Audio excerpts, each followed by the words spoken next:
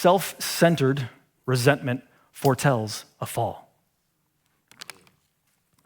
Self-centered resentment foretells a fall. Now, you're going to hear me, and you're going to be like, oh, I know some fool like that. I'm sure you do. Let's see if you can hear any of it, though, for anything the Spirit of God might tap you on the shoulder about. Because it may be that it's not just those fools. You're not as much of a fool as them, but we are all foolish from time to time. So let's try to see what the Spirit might say to us. Self-centered resentment. So that's kind of two parts. There's the self-centered and there's the resentment. The self-centered is another way of saying pride. Pride is an attitude of the heart. It's a sinful attitude that says, it esteems itself and says, I'm the best at this. I have the best possessions. I have the best status. I'm like the most important part of any equation that I'm around. And it may not say it out loud. It eventually probably will, because out of the heart, the mouth speaks.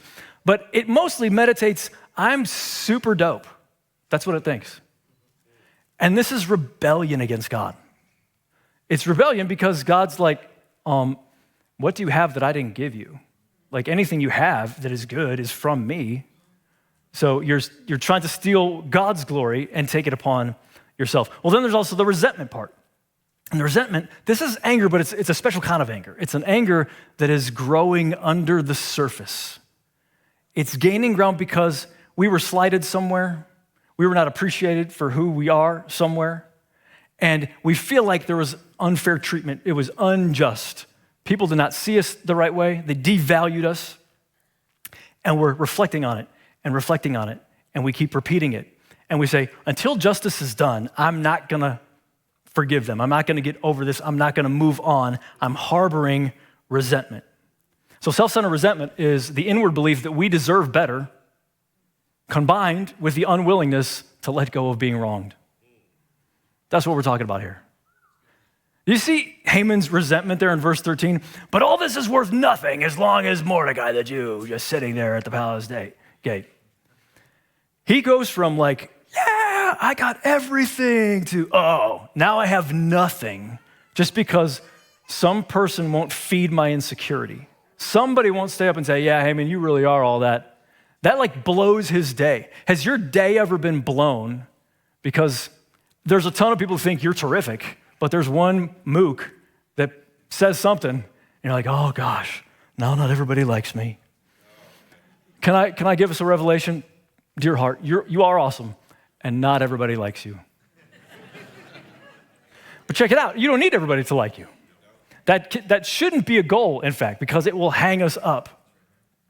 Resentment has some real negative effects, yo. So some of you are old enough to remember a band called the Beatles. They're pretty good. They had some shows. They did all right. Resentment eventually overtook the relationship between Paul McCartney and John Lennon.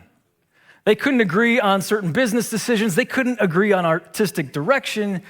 John wanted to get a little bit more political than Paul did, and eventually they just couldn't be around one another anymore. In 1970, the Beatles broke up. Resentment.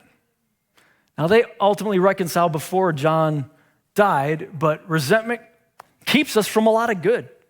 It can shut down amazing relationships and partnerships. So what about you? Is there any place you feel overlooked, and maybe you were overlooked? Is there any place you've got resentment because you were corrected and maybe you didn't like the way that you were corrected? Or you can tell they don't appreciate me the way that they should, my spouse, my friend, the boss. For some of us, even God. I have resentment toward God because he let this happen, or he allowed these things to happen. I get that, yo. That's a real thing. And it makes sense. At least it tells us that you have some kind of sense that you are relating to God. That's good. But with all resentment, no matter what it is, we need to do two things. We need to ask for forgiveness, because it's the sin of pride.